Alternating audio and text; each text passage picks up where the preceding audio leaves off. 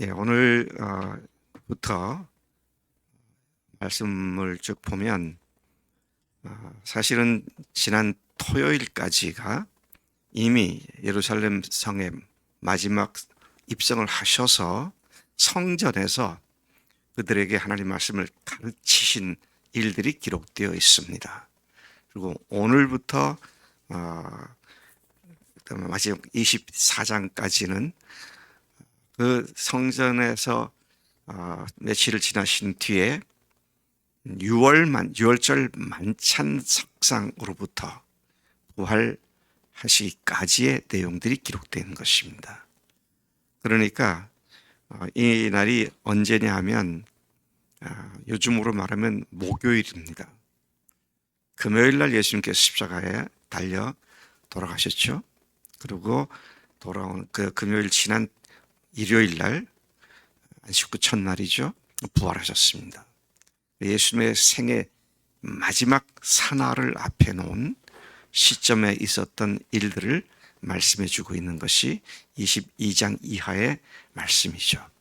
근데 어제 주일 말씀은 우리가 같이 모이지 않았습니다만은 예수님께서 제자들에게 유다가 배반할 것을 예고하셨고요. 또 이어서 유월절을 준비해라. 나와 함께 먹을 유월절 자리를 장만하라. 그 제자들이 가서 그 말씀대로 준비를 했고, 그리고 오늘 말씀은 그 유월절 만찬 석상이 시작되는 이야기들이 기록되어 있습니다. 그러니까 요즘 우리가 사용하는 달력으로서 말하자면 금요일 저녁에 목요일 저녁에 이 일이 이루어진 거죠. 그리고 그 다음날 새벽이죠. 한 12시나 1시쯤에 예수님께서 체포를 당하시고, 근데 그날 금요일 새벽입니다. 그리고 가야바의 집에 끌려갔다가 빌라도에게 끌려갔다가 헤로드에게 끌려갔다가 다시 빌라도에게 이첩돼 가지고 십자가 처형 언도를 받으시고, 그리고 바로 금요일 아침 9시에 전격적으로 십자가에서 처형을 당하시고 오후 3시에 십자가에서 운명을 하시게 되죠. 자, 이런 긴박한 순간을 앞에 놓으시고 예수님께서 유월절 만찬을 제자들과 함께 하시고 계시는 장면인 것이죠. 이제 사도들과 함께 만찬 자리에서 주님은 고난 받기 전에, 십자가에 매달리시기 전에 너희와 함께 이 유월절 먹기를 원하고 원했다. 두 번 반복한 걸 보면 굉장히 강렬한 그분의 바람을 얘기하고 있죠. 정말 내가 이 자리를 기다렸다. 왜 그럴까요? 유월절 만찬은 예수님의 십자가에 흘리실 피와 또 찢기실 살을 상징하여 주전 1400여 년 전부터 시작해서 이스라엘 백성들이 계속 지켜왔던 명절인데, 그것이 그림자였죠. 실체인 내가 이제 내 살을 찢기고 내 피를 흘릴 때가 되기를 내가 그렇게 고대했는데, This is it. 바로 이거다. 오늘이 그날이다. 내가 이걸 3년 동안이나 세상에 살면서 늘과 할 때, 사역할 때 이 날을 고대하고 교도했다. 세상에 이런 사람이 또 있을까요? 내가 죽는 날을 이렇게 고대했다. 그런 사람이 있습니까?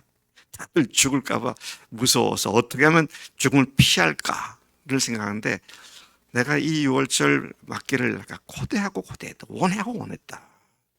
그러면서 뒤에 보면은요, 주님께서 주님의 날, 주님 재림하실 때 하늘나라에서 유월절 만찬을 먹기 전까지는 내가 다시는 떡이나 포도주를 마시지 않겠다.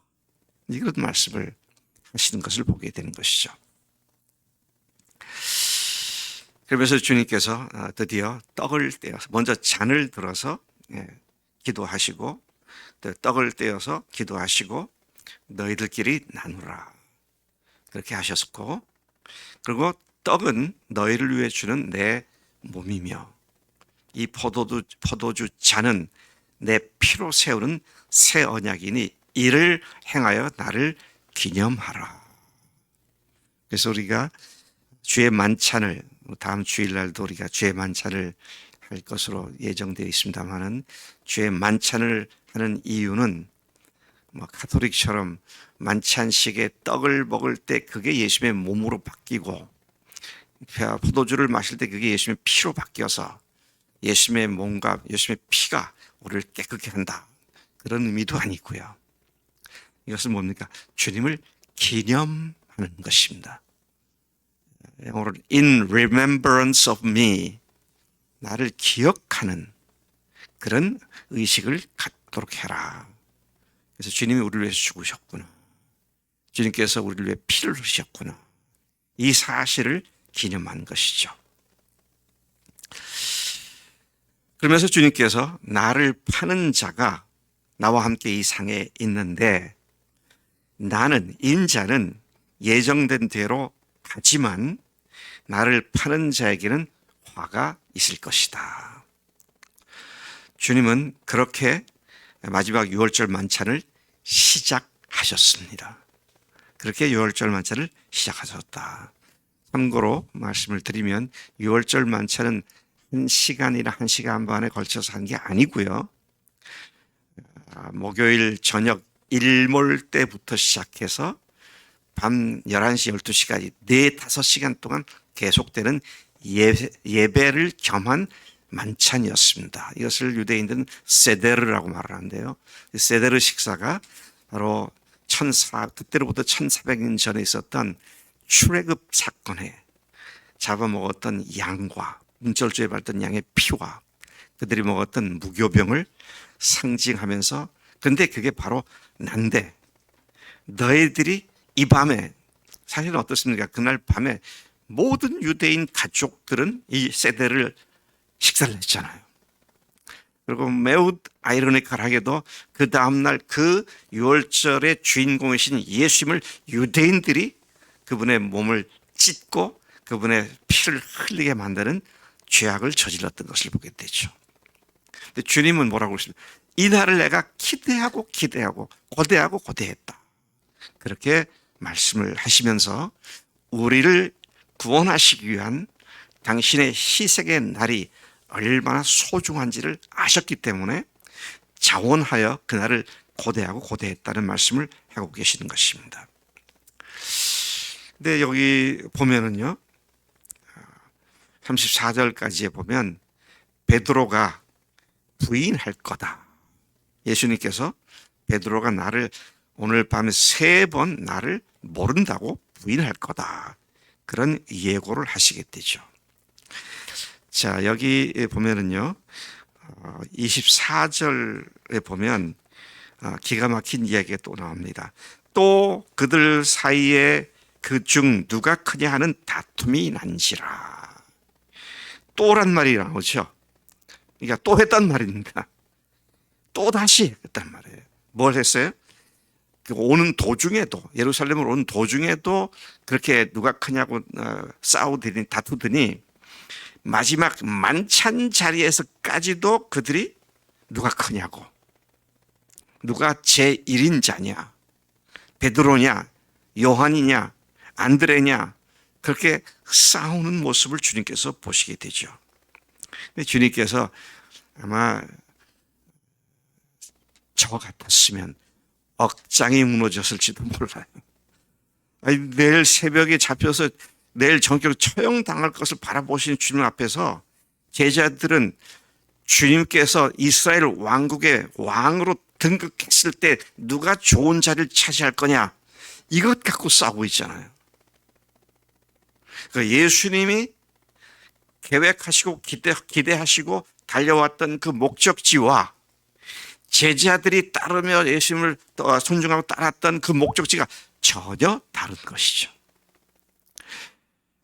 제가 이런 제자들을 만난다면, 우리 교회 교인들이 이렇게 된다면 아마 저는 제가 인생을 비관하고 줄 것 같아요. 이것밖에는 안 되는구나. 참 나의 무능함 때문에 굉장한 비관과 슬픔 속에 빠졌을 것 같아요. 근데 주님이, 인간으로 오신 주님이 이런 생각이 안 드셨을까? 드셨겠지만 이게 문제가 안 됐구나. 왜?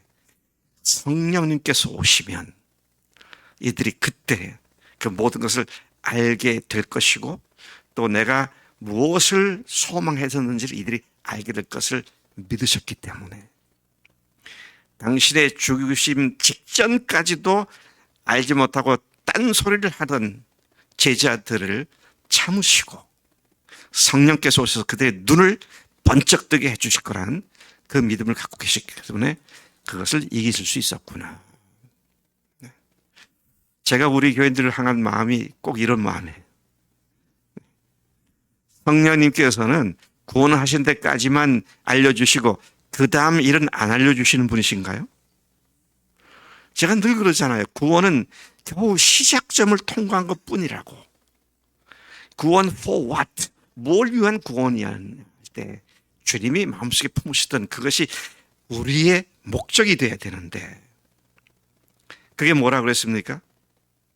제가 한 2달 전에 설교했죠. 주님이 마음속에 우리를 부르셨을 때 가신 궁극적인 목적이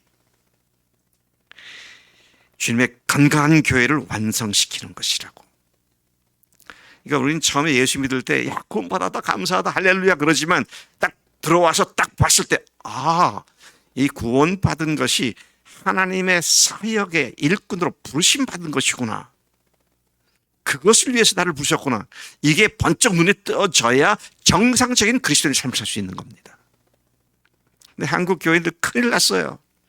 구원에만 딱 함몰돼가지고 구원 for what 하면 구원받기 위해서지, 그러고 더 이상 할 말을 못해요. 막연히 말한다면 하나님의 영광을 위해서라고 하는데 그 하나님의 영광이 얼마나 막연한 얘기입니까? 자, 이런 의미에서 예수님과 제자들에게 완전히 괴리되어 있는 목적 자체가 예수님 부활하시고 성령께서 강림하실 때 완전히 일치가 되어서, 그래서 어떻게 됐어요? 예수님의 제자들과 초대교인들이 예수님처럼 다른 사람을 위해서, 복음을 위해서, 하나님을 위해서 목숨을 버리는 순교 자리까지 가면서 그들의 삶을 살았기에 오늘 저와 여러분들이 이 자리에 예수 믿는 자로서 생기게 되었다는 것이죠. 자, 이런 의미에서 나를 구원하신 주님의 목적과 내 인생의 목적이 지금 일치되어 있는가? 다시 말씀드립니다. 이게 일치가 안 돼 있으면요, 그리스도인의 삶은 피곤합니다. 왜? 나는 내가 목적하는 바가 안 되잖아요. 내가 소원한 바가 안 되는 겁니다. 그런데 주님과 일치가 된 나의 목적이 이루어지게 되면 어떻게? 내가 하는 일이 중요한 것이니까 주님께서 행하시도록 내가 맡기게 되고 주님께서 인도하시는 그런 삶을 살 수가 있게 되는 것이다. 그래서 저는 요즘 성경을 볼 때마다 당시에 제사장들과 바리새인들과 서기관도 그랬고, 심지어 제자들도 그랬고, 예수님의 형제들도 그랬고, 일반인도 그랬고, 예수님을 가까이 안다고 하지만 너무 오해를 하고 있었구나. 근데 오늘도 믿었다고, 구원받았다고, 부활로 확증을 얻었다고 하는 사람들조차도 주님께서 정말로 부르신 목적을 얼마나 일치되게 알고 있는가. 자, 이것이 오늘 우리들의 가장 큰 문제구나. 그래서 요즘 저는요, 구원의 확신은 출발점이라고 그랬잖아요. 제가 요즘 싸우는 게 그겁니다. 어떻게 주님께서 부르신 목적에 각 사람이 그 목적에 자신을 일치시켜서 주님의 목적을 내 목적으로 삼고 살아가도록 돕고 섬길 수 있을까? 이게 아니면 그가 어떻게 구원받았다고 해서 예수님을 이용해 먹는 남은 여생이 될 수밖에 없다는 것입니다. 그거 아니에요. 그래서 주님께서 뭐라고 그러셨어요? 같은 말이 통하는 말인데요. 뭐라고 하셨어요? 너희는 먼저 그의 나라와 그의 의를 구하라. 그리하면 이 모든 것 앞에 보면 의식주 문제거든요. 뭘 먹을까, 이 모든 것을 너에게 더하시리라. 더한다는 말은 뭐예요? add한다. addition. 무슨 말입니까? 덤으로 보태주는 것이지 그게 메인 목적이 되어서는 안 된다. 그리고 목적이 분명해져야 내가 사는 이유도 또 가치도 거기에다가 제대로 부여할 수 있기 때문에 그런 사람들을 하나님께서 쓰시는 놀라운 하늘의 영광을 맛보며 사는 것이 그리스도의 삶이다. 4월 27일 날 전도 나간다 그랬죠. 어제 광고를 제가 들었는데 왜냐면 날짜가 벌써 한 달이 지났어. 또 나가야 돼? 이런 게 아니고요. 야, 내가 아직 부족한데 또 훈련하러 나가겠구나. 이런 기쁨으로 나가게 되는 건데 그게 부담이 되고요. 아이고 박 목사 맨날 새벽 기도 나오라고 새벽 기도 간증 이제 담임 목사 안 하니까 그걸 직접 만들어서 기분 좀 살 것 같아. 그렇습니까?